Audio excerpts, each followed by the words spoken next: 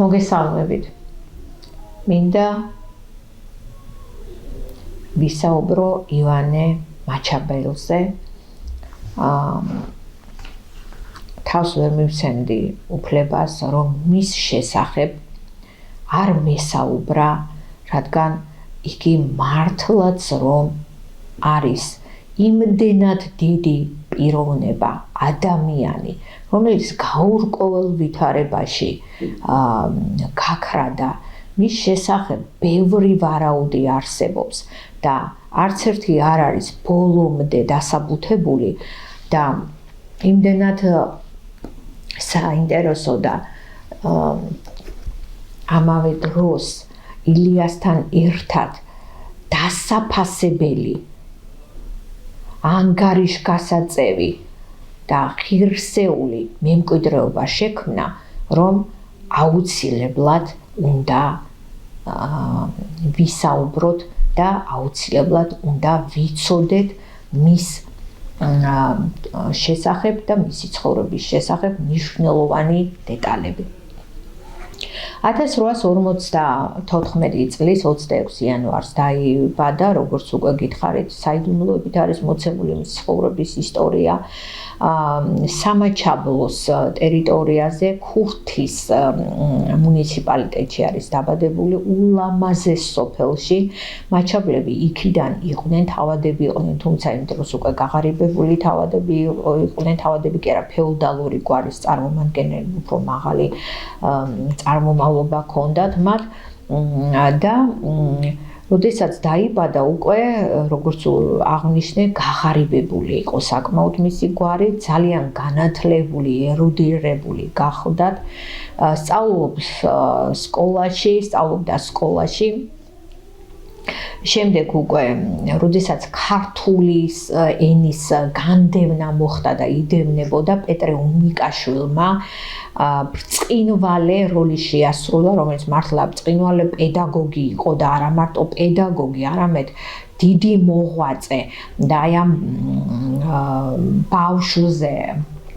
ამ შემთხვევაში ივანე მაჩაბლის ბავშვობაზე მნიშვნელოვანი გავლენა მოახდინა და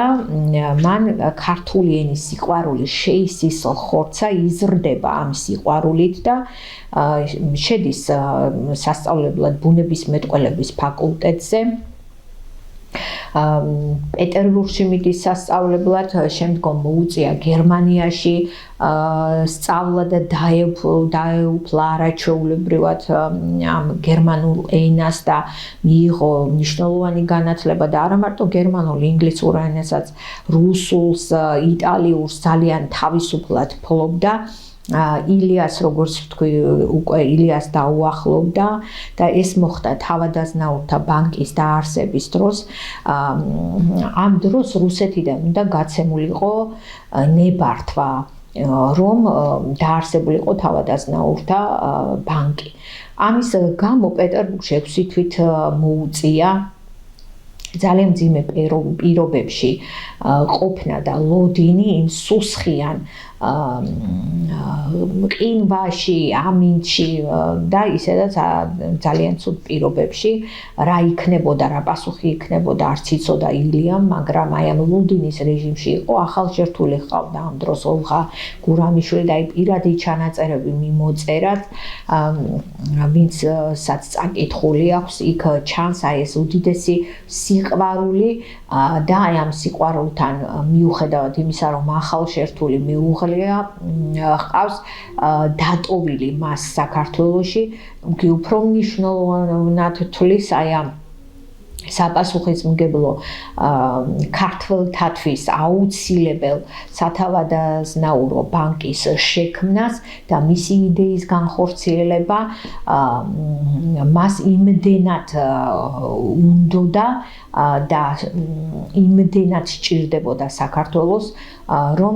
ამ მოლოდინის რეჟიმში მკაცრი პირობების ფონზე მაინც მიაღწია საწადელს და აი იქიდან ხდება მათი დაახლოება, სწორედ იქ გაიცნო ივანე მაჩაბელი აღბრთოვანდა მისი განათლებითა და ერუდიციით, გადაწყვეტეს ერთად მოეკიდათ ხელი მთარგმნელობითი მუშაობისთვის, რადგან საქართველოში მაინდა-მაინც მთარგმნელობითი ლიტერატურა სათანადო დონეზე არ იდგა და საჭირო იყო ასეთი წიგნების მიწოდება მკითხველისათვის და დაიწყეს მათ მუშაობა შექსპირის მეფე ლირზე. ილიას ხედვა სხვანაირი იყო,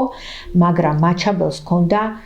ზუსტი ზედმიწევნითი ხედვა, რომელსაც არაჩვეულებრივი თარგმანები აქვს და იმდენად ძლიერი თარგმანები აქვს, რომ მის თარგმანებზე იდგმებოდა სპექტაკლები და კოტე მარჯანიშვილი მის თარგმანებს ელოდებოდა ხოლმე ერთი სულის მოთქმით და ანშლაგებით ტარდებოდა სპექტაკლები თეატრის სცენაზე.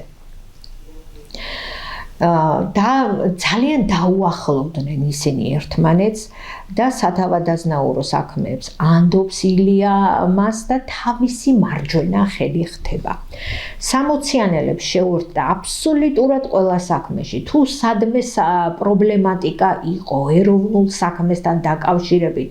სიტყვა იყო სათქმელი, საქმე იყო გასაკეთებელი, ყველგან 60-იანელების გვერდით იდგა თავდაუზოგავი მოღვაწე იყო. ნოვატორული მიდგომა ჰქონდა ყველაფერთან, რასაც ვერ ვიყვეთ ილიაზე, ილია უფრო ძველი მეთოდებით ხელმძღვანელობდა.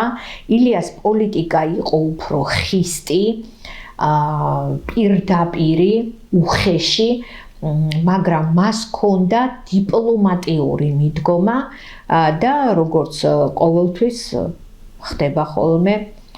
მათი ასეთი ძალიან დიდი მეგობრობა და დაახლოება, ორი უზარმაზარი მოღვაწის ერთიანობა. ეს იცით რას გააკეთებდა, რომ დაეცალათ მათთვის. გადატრიალებას მოახდენდა მთლიანად ქართულ ეროვნულ ცნობიერებაში და აი სწორედ აქ გათიშეს ისინი და შურისაგან დაბრმავებულებმა, რა თქმა უნდა, ივანესა და ილიას მეგობრობა ვერ აიტანეს. ორი უაღრესად ეროვნული ფიგურა, როგორც უკვე ვთქვი, მათთვის ძალზე საშიში იყო და ილიას მოძულეები გადავიდნენ ვითომ ივანე მაჩაბელთან მის ბანაკში და მისი ბრჭყალებში, რა თქმა უნდა, კეთილისმყოფლები გახდნენ და ილიას წინააღმდეგ მაპროვოცირებელი განცხადებებით გამოდიოდნენ, სხვადასხვა ინტერპრეტაციით აწოდებდნენ სათქმელს ივანე ჯავახიშვილს და ივანე მაჩაბელს და ივანე მაჩაბელი იმდენად ალალი ადამიანი იყო და იმდენად სუფთა, რომ ვერც წარმოედგინა, რომ ეს ყველაფერი განზრახ კეთდებოდა და შეგნებულად და ეს ორი ადამიანი ერთმანეთთან რომ დაეშორებინათ, ისეთი ფაქტები მოყავდათ, რაც რეალობასთან ახლოს იყო, თუმცა თავიანთი ინტერპრეტირებით და ილია, როგორც უკვე ვთქვით, თანდათან ჩამოაშორეს იგი თავისი ხისტი პირდაპირი პოლიტიკით, ძალიან ესე იგი ბევრს იმტერებდა, რასაც ვერ ვიტყვით ივანე მაჩაბელზე და აი აქედან გამომდინარე ამათი შეგონებით და მათი რჩევით, ესეც ბრჭყალებში, ვითომ რჩევით, გადაწყვიტა ივანემ, რომ ვისგანაც წამოვიდა უფლება აი ამ სათავადაზნაურო ბანკის გახსნისა, ანუ რუსეთისგან წამოვიდა, ისინი ჩაეყენებინა საქმის კურსში, თუ რა რეფორმები ტარდებოდა, რა ხდებოდა და რა მდგომარეობა იყო ამ ბანკში. ეს ყველაფერი ილიამ ასევე ჭყალებში შემთხვევით გაიგო დამსმენების წყალობით და უფრო მწვავე რეაქცია ჰქონდა და მან არც კი მოусმინა უკვე ივანე მაჩაბელს, რომ მას ეს დასმენის მიზნით არ გაუკეთებია და სულ სხვა მიზანი ჰქონდა მას და სულ სხვა რამეს ემსახურებოდა მისი ეს ასეთი მიდგომა, მაგრამ ილიას უკვე აღარაფრის მოსმენა არ უნდოდა და აი ბანკის თავყრილობაზე, სათავადაზნაურო კრებაზე ძალიან მკაცრად ამხილა მან უკვე ივანე მაჩაბელი და აქედან სერიოზულად დაეძაბათ ურთიერთობა. გაიხარეს მათმა მტრებმა, დააშორეს ორი ბრწყინვალე მოღვაწე ერთმანეთს, გააღრმავდა ეს კონფლიქტი და ისე დღეში ჩააგდეს, რომ მისმა კეთილისმყოფლებმა ახლა დაიწყეს მასზე იარაღების მიწებება და ქვეყნის მტერს დამსმენს ეძახდნენ, ქვეყნის ამრევად მონათლეს და ამის შემდგომ უკვე ვეღარ შეძლო, საერთოდ ცალკე დადგა, ჩამოშორდა აბსოლუტურად ყველას, მაგრამ მისი ნიჭიერება მაინც ფართო ჰორიზონტს პოულობს და შექსპირი იმდენად რთული იყო სათარგმნელად და შეეჭიდა შექსპირს და თარგმნა მან ჰამლეტი, მაკბეტი, მეფე ლირი, კორიოლანოსი, მთელი შექსპირი და თითქმის და ქართულ ლიტერატურაში მნიშვნელოვანი წვლილი შეიტანა, ხოლო ქვეყნის ეროვნულ საქმეებში ჩამოშორდა აი ამ დამსმენების გამოისობით და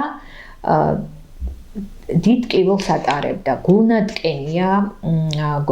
თავის თავში იკეტება და ცდილობს რომ განმარტოებული იყოს. მის ცხოვრების დეტალები ჯერ თავიდან, როდესაც პატარა იყო, თითქმის ყმაწვილი და კიდევ უფრო პატარა, მას ერთი შეხედვით მოცეკვავე ქალი მოეწონა და შეუყვარდა, რომელიც სილამაზით იყო განთქმული და რუსეთის იმპერატორიც კი აყუფთავოვანებია თავის სილამაზით. შემდეგ მაკო საფაროვაზე იყო თეატრალურ მოღვაწეზე და ძალიან ძლიერ მსახიობზე, თეატრალურ დასის წამყვან მსახიობზე შეყვარებული, ორჯერ სთხოვა ხელი და ორჯერ მაკო საფაროვა მას მტკიცე უარი განუცხადა და აი მის თარგმანებზე, პიესებზე იდგმებოდა სპექტაკლები და როგორც უკვე გითხარით, კოტე მარჯანიშვილი ელოდებოდა ხოლმე მის თარგმანებს, რომ დადგმულიყო შემდეგ ეს სპექტაკლები და თითქმის ყველა სპექტაკლში მისი სათაყვანებელი ადამიანი, ეხა უარი უთხრა გასაგებია, მაგრამ თვლიდა რომ მაკო საფაროვა მართლაც გამორჩეული თავისებური ხედვის მსახიობი იყო, რომელიც ასრულებდა ამ როლებს არაჩვეულებრივად და მისთვის წერდა, აი მაკო საფაროვას მოიაზრებდა ხოლმე ამ სპექტაკლებში, ამ თარგმანებს, როდესაც ასრულებდა. და პეტერბურგში თეატრალური დასი შეიქმნა ქართველების ერთობლივი მუშაობის შედეგად და აქაც ჰქონდა მას, როდესაც სწავლობდა პეტერბურგში, აი ეს შრომა გაწეული ამ დასის შექმნაში. თეატრი ძალიან უყვარდა და ძალიან დიდი სიყვარულით შეუყვარდა მას, აი პირად ცხოვრებას რაც შეეხება, დიდი სიყვარულით შეუყვარდა მას ლიზი ქართველიშვილი, რომელიც პედაგოგი იყო და რაიონში ასწავლიდა ქართულს და მაგრამ შემთხვევით ნიკოდია სამნიცის ოჯახში, სრულიად შემთხვევით, ამბობენ რომ შემთხვევით არაფერი ხდებაო, გაიცნო მასთან მოსული ტასო ბაგრატიონ დავითაშვილი, რომელიც იმდენად ლამაზი იყო რომ ნახევარი თბილისი იყო მასზე შეყვარებული და მოიყვანა ცოლა და 2 შვილი შეეძინა, ნიკო და ელენე. მაგრამ ამ დროს იგებს, რომ ლიზი ქართველი შვილი მისგან აჩენს ვაჟს და სანამ გააჩენდა, როდესაც მის ორსულობის შესახებ შეიტყობს, მუხლებზე დაუდგება, პატიებას ითხოვს მისგან, ეუბნება ივანე რომ ბავშვზე მეურვეობას აიღებს, უპატრონებს, გვარსაც მისცემს, მაგრამ ლიზი შეუვალი იყო, მან არაფრით არ აპატია ტასოსთან ქორწინება და ღალატი და მამამ იგი გამოაგდო სახლიდან, რადგან ეს იყო სამარცხვინოს აქციელი იმ დროს, როდესაც არაკანონიერად იბადებოდა ბავშვი ქორწინების გარეშე. რა თქმა უნდა, სამსახურიც დაკარგა, პედაგოგი გახდა მეთქი თქვი რაიონში, წამოვიდა თბილისში, იქ დამკვიდრდა და ეს ქვითინით მუხლებზე დამხობილი ივანე, რომელმაც თავიდან ბოლომდე მოინანია და სიცოცხლის ბოლომდე არ პატიობდა საკუთარ თავს, არ აპატია ივანეს და დამოუკიდებლად გაზარდა თავისი შვილი, მას მამის სახელი შალვა დაარქვა, თავის გვარზე ქართველი შვილზე დაწერა და კარისკენ მიუთითა ივანეს და ვახლახი შვილების ოჯახმა შეიფარა. იგი სამიანო კურსები გაიარა და თავიდან მოიპოვა ხალხის სიყვარული და პატივისცემა, ძალიან დააფასეს და ეს შალვა გაიზარდა დიდ სიყვარულში, დიდი განათლება მიიღო, ერუდირებული ადამიანი იყო. შემდეგ ვახვახიშვილების ოჯახიდან გადმოვიდა ლიზი შალვასთან ერთად, ანუ ივანე მაჩაბლის პირველი სიყვარული, რომელიც სერიოზული სიყვარული, რომელიც მართლა ძალიან უყვარდა და არ მოხდა მათი შეუღლება, გადმოვიდა ახვლედიანების ოჯახში და სწორედ ელენე ახვლედიანის მშობლების ოჯახში და ელენე იხსენებს, რომ თუ რამე კარგი მახსოვს, თუ რამე კარგი შემიქმნია და მიხატავს და ხელოვნების გზაზე დაუმდგარ ვარ ღირსეულად, თუ შეიძლება ეს ყველაფერი ხალხმა თქვას ჩემზე, ამაში ყველაზე დიდი წვლილი შალვას ქართველიშვილს მიუძღვისო, რადგან შალვა ქართველიშვილი არაჩვეულებრივად ხატავდა თურმე და აი ამ მხატვრობის გაკვეთილებს გადიოდა ელენე პატარაობიდან, ბავშვობიდან მასთან და გზა გაუკვალა. იურიდიული განათლება ჰქონდა მიღებული ივანე მაჩაბლის არაკანონიერ ვაჟ შალვა ქართველიშვილს, მაგრამ ამავე დროს ის მხატვრობის გარდა პიესებსაც წერდა, როგორც მამამისი და ძალიან დიდი ნიჭი ჰქონდა და იურიდიული განათლება შეგნებულად აირჩია, რადგან უნდოდა გამოეძიებინა მამამისის უგზო-უკვლოდ გააქრობის ამბავი, რადგან ივანე ჯავახიშვილი უკაცრავად ივანე მაჩაბელი ერთ დღეს ძალიან უცნაურ ვითარებაში გაქრა და არა მარტო მისი ნიკო ხიზანიშვილის გაქრობის ამბავიც უნდოდა გამოეძიებინა და ამ მიზნით იმდენად მნიშვნელოვანი, საინტერესო და ისეთი დოკუმენტური მასალა მოიპოვა, რომლითაც უკვე საიდუმლო გახსნა თუ სად გაუჩინარდა მამამისი და სად გაუჩინარდა ნიკო ხიზანიშვილი, მაგრამ ბრწყინვალე ლიტერატორი იყო მეთქი ამ ხატრობასთან ერთად და იურიდიულ განათლებასთან ერთად, მისი დანახვა ერთით სიხარულს უდრიდა ქიმერიონში თეატრალური რუსთაველის თეატრის პირველ სართულზე სარდაფში თეატრალურ სარდაფში ქიმერიონი სადაც სიმბოლისტები იკრიბებოდნენ აი აქ დიდი სიხარული და სიყვარულით ხვდებოდნენ გრიგოლ რობაქიძეც იყო იმ დროს შალვას რომელიც თავისი გალანტურობით თავისი თავდაჭერილობით დახვეწილობით ძალიან გარეგნულად მიმზიდველი და ლამაზი ყოფილა, კაცი იშვიათია რომ ლამაზი ითქვას, მაგრამ მართლა ძალიან ლამაზი და გალანტური ყოფილა, მწვანე თვალება და აქ გააცნეს მას მისი მეუღლე მედეა, მომავალი მეუღლე, რომელიც წინა ქორწინებაში იყო და დაშორებული იყო ქმარს და შეეძინათ მას შვილები. მისმა დედამ ლიზიმ არაპატია ტასოსთან დაქორწინება, მაგრამ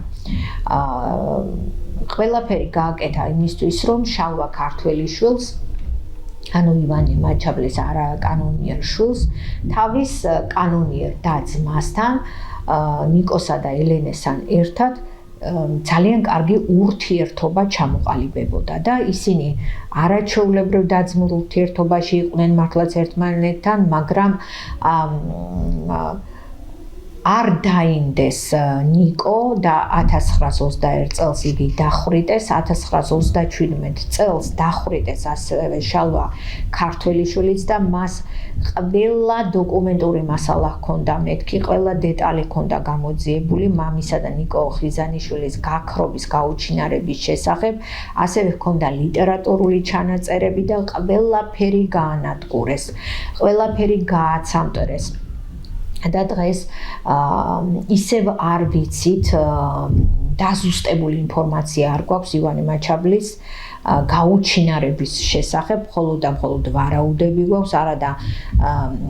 გამოიწია და ეს მასალები მთლიანად გაუნადგურეს შალვა ქართველიშვილს და თვითონ იმდენად აწამეს, რომ გადაასახლეს ციხეში შემოაკვდათ სასტიკი წამების დროს. რაც შეეხება ივანე მაჩაბელზე ვისაუბროთ, გავაგრძელოთ ეს მისი შვილების ისტორია და ახლა თვითონ ივანეზე გავაგრძელოთ, არც ელენეს არ შეხვდა კარგი ბედი, ასე ვთქვათ, მის თავზეც დატრიალდა უკვე ბედის ჩარხი და ძალიან საშინელი წლები გამოიარა და თვითონ ივანე მაჩაბელი ტუბერკულოზით დაავადდა, მძიმედ გადაიტანა, ძლივს გადაარჩინეს და რეაბილიტაცია გაიარა, მაგრამ 3 ნეკნის ამოჭრა დასჭირდათ, რომ გადაერჩინათ იგი და ამის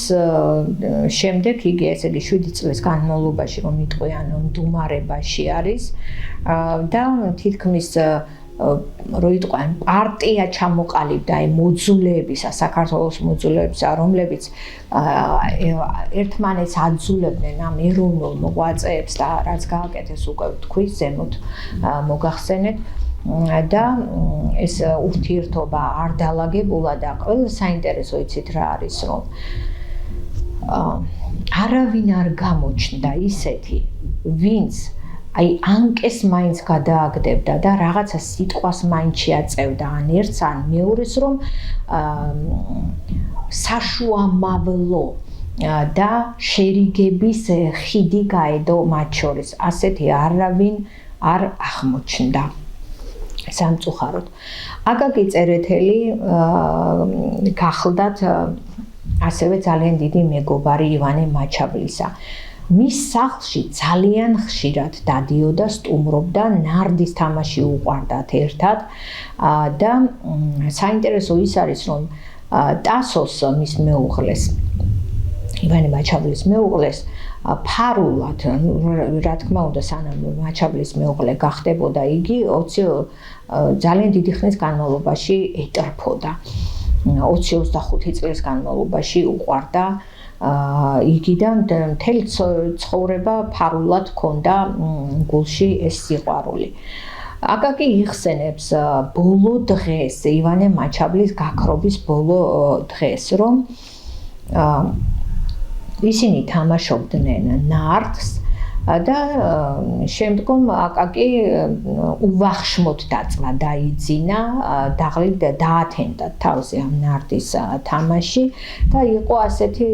ვერსიები, რომ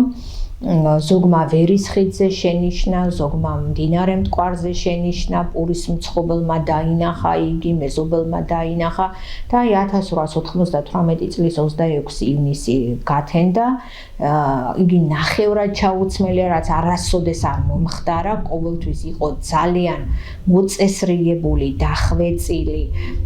გალანტურად გამოწყობილი და ჩაცმული. და ტასოს მოესმა ხმა მის მეუღლეს და როდესაც ავიდა ოთახში და შეიხედა, დაინახა, რომ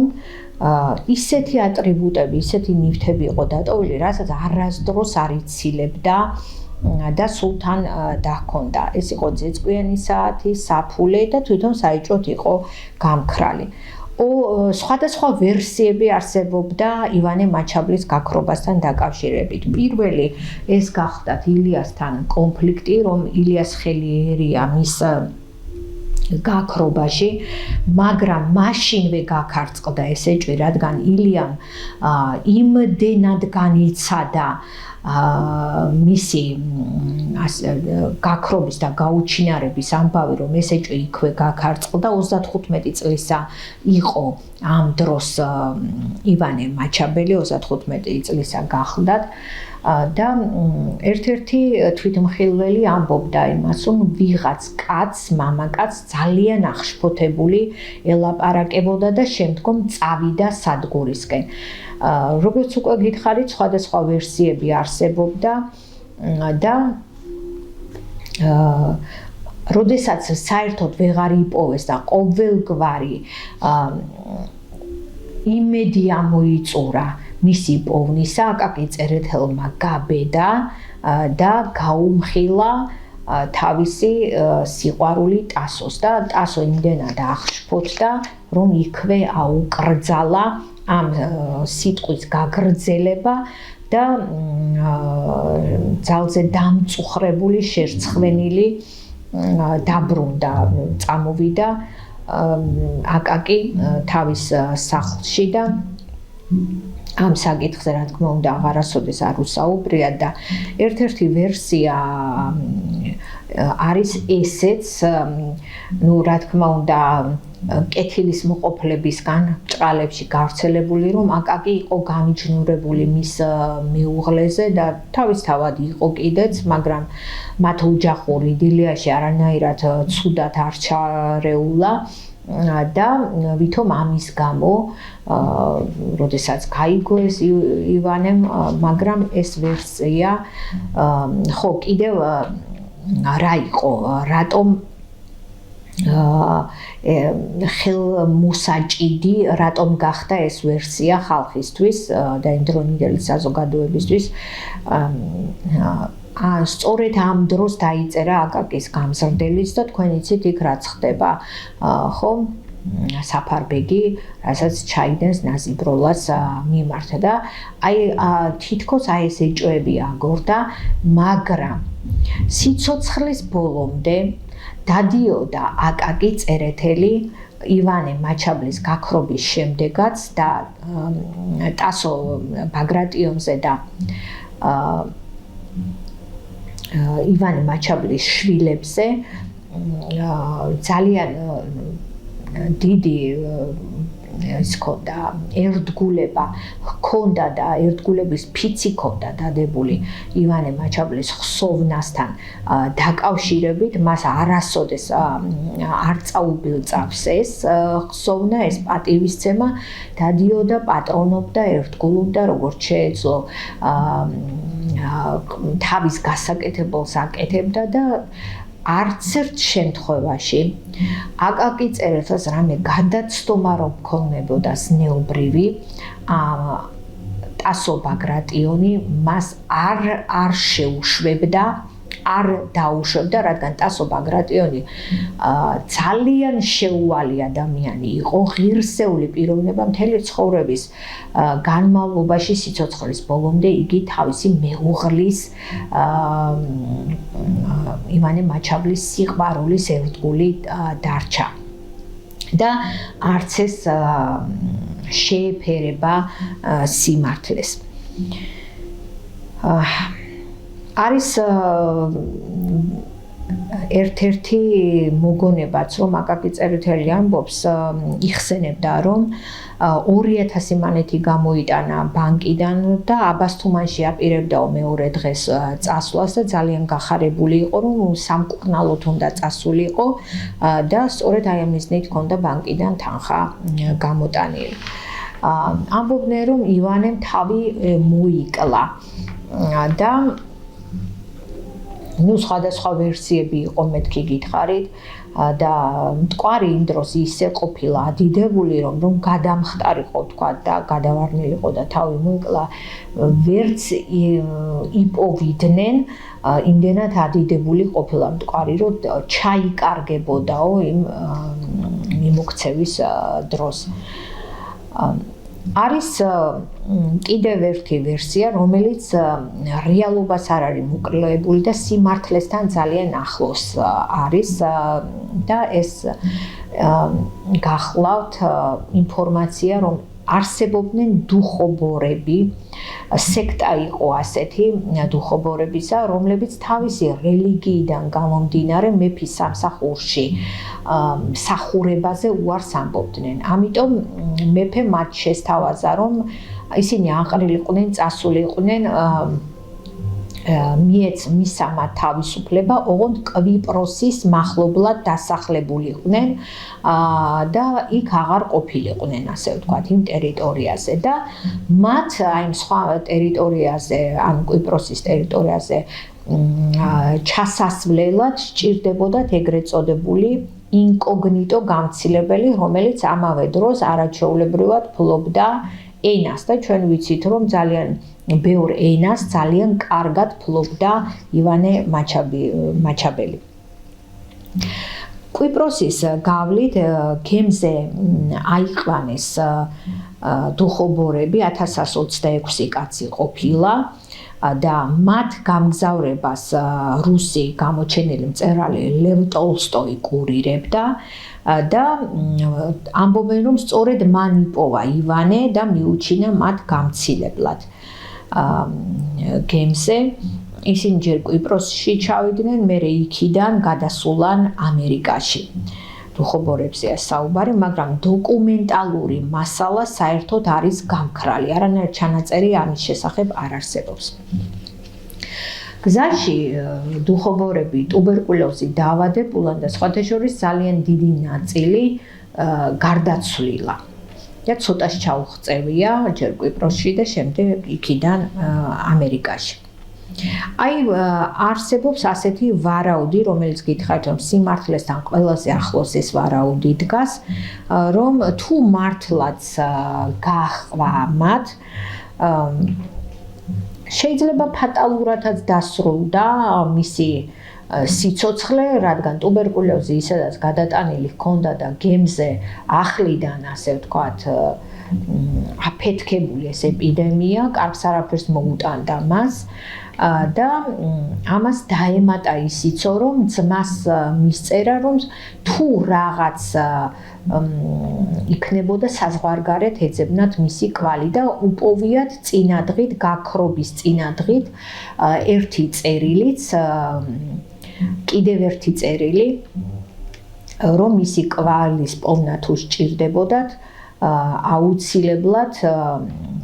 უნდა მოეძებნათ საზღვარგარეთ. ან ერთი ძმას მისწერა და მეორე ვითომ ზოგადი წერილი იყო, მაგრამ ამბობენ და შემდეგ დადასტურებულიც იქნა, რომ ეს ორივე წერილი იყო, ასე ვთქვათ,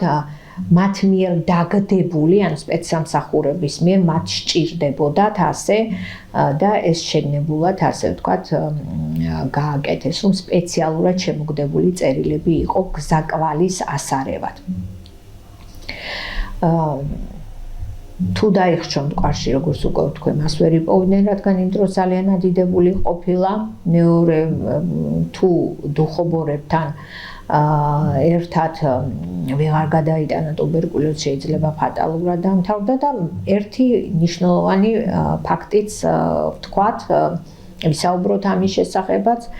ყირიმის მონასტერში იყო ვინმე ქართველი ბერი იოანე, რომელსაც ურჩიეს ბერებმა, რომ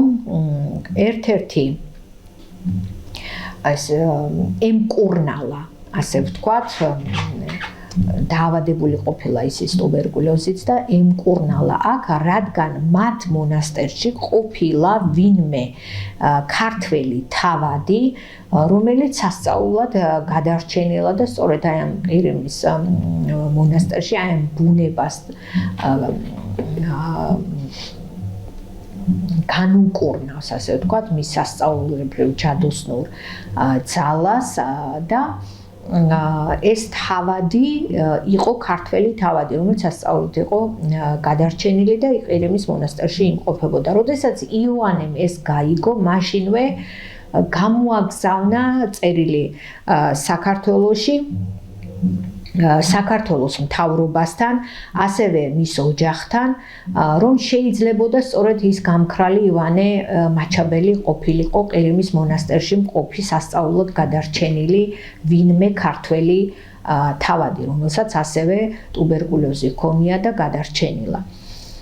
მაგრამ უსახსრობის გამო მისი საყვალის დადგენა ვერ მოხერხდა და ჰაერში განიფანტა და გაქრა ყველაფერი. და მე როგორც უკვე ვთქვით, მისმა შვილმა, ვაჟმა, შალვა ქართველიშვილმა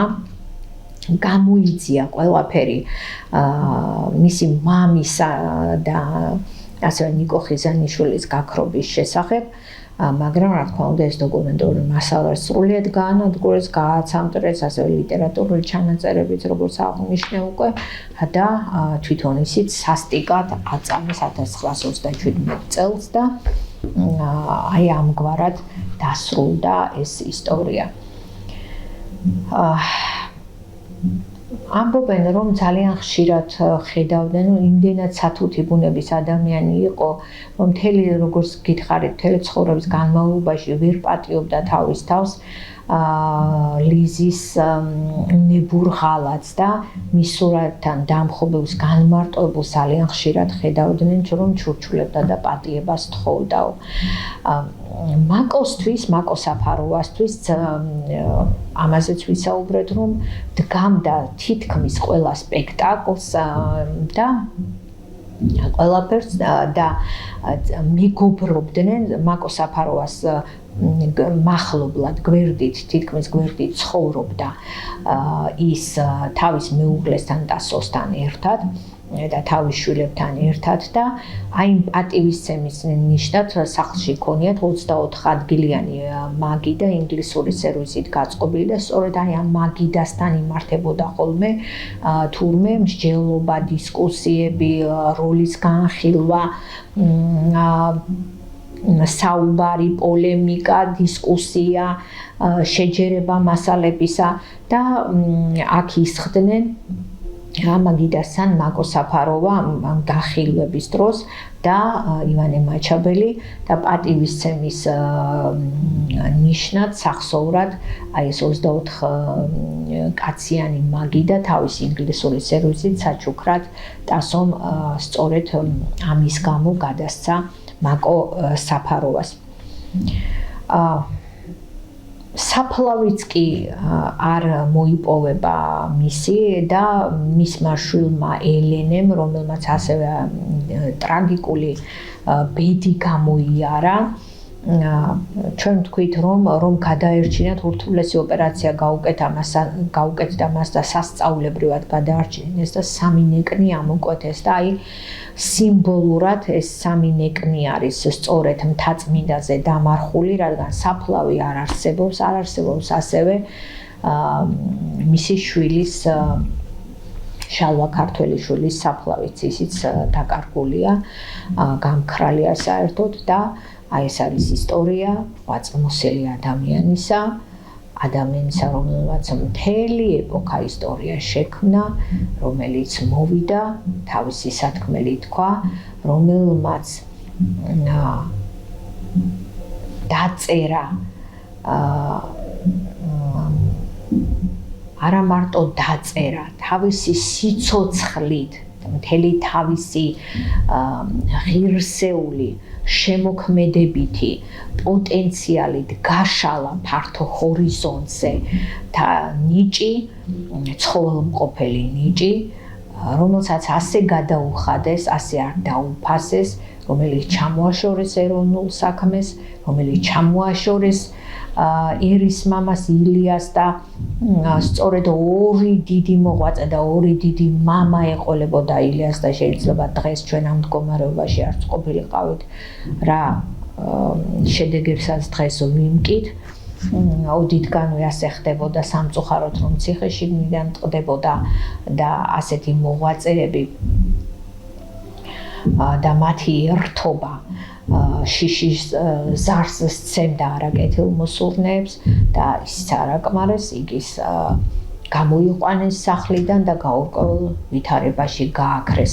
ასევე გააქრეს მისი შთამომავლობაც, მისი ორი ვაჟიც, ხოლო თავის ქალიშვილს ელინეს ძალიან მძიმე ხვედრი არ გუნა ბედმა.